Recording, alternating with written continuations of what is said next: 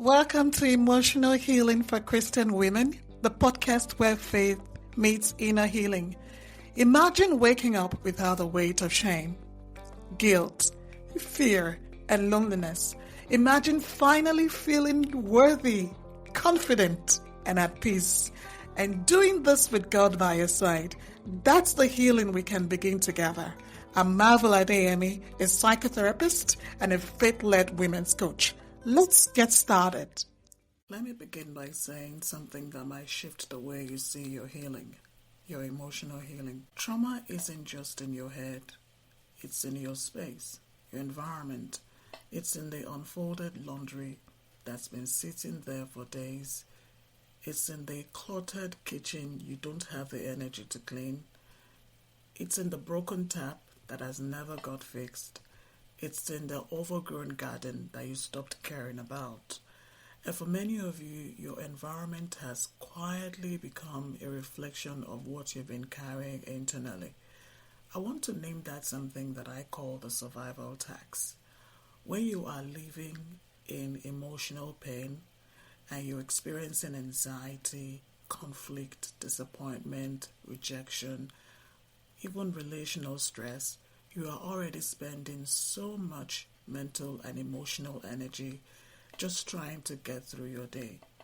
And this is what happens. The physical environment starts to sleep, including your hairdo, your physical appearance.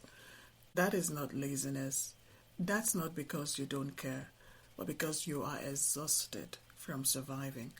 And over time, your environment, your home, that place you're supposed to call your place of rest, will start to feel very heavy because it's cluttered. There are unfinished projects around and it feels neglected, almost like a quiet monument to everything you've been going through.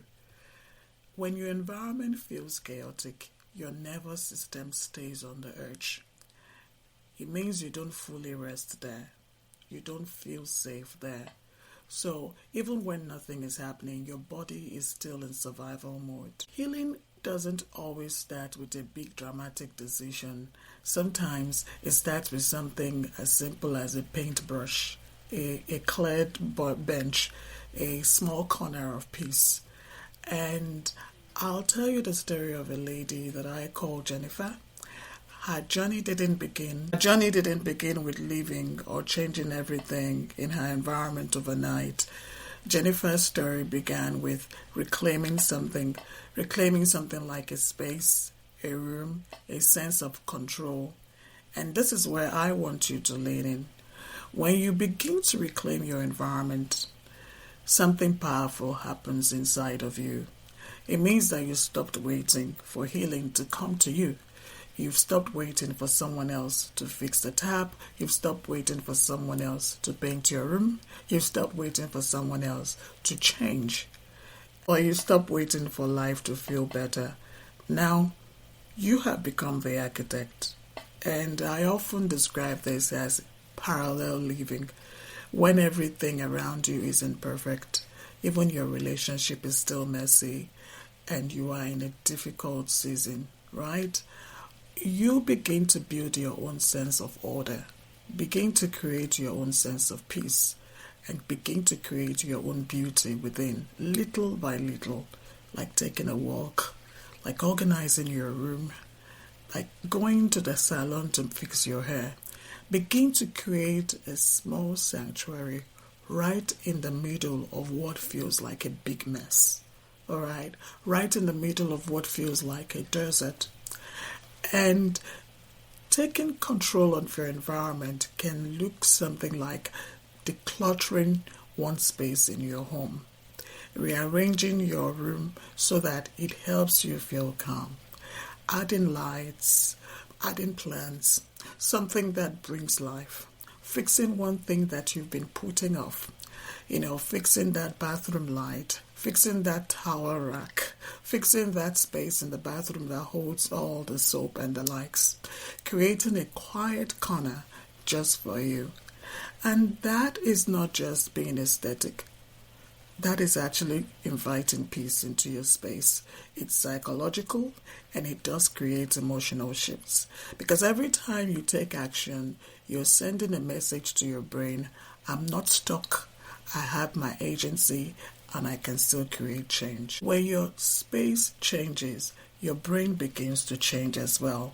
You move out of the flight or fight mode where everything feels urgent, heavy, and reactive.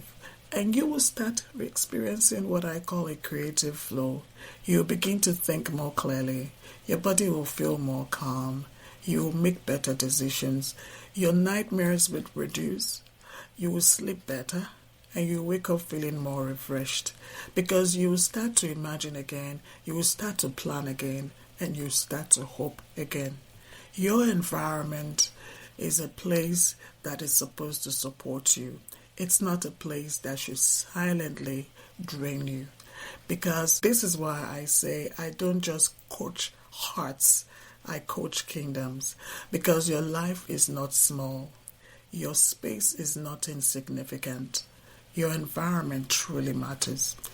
If your home feels heavy, feels stuck or disconnected, that's not where your story ends.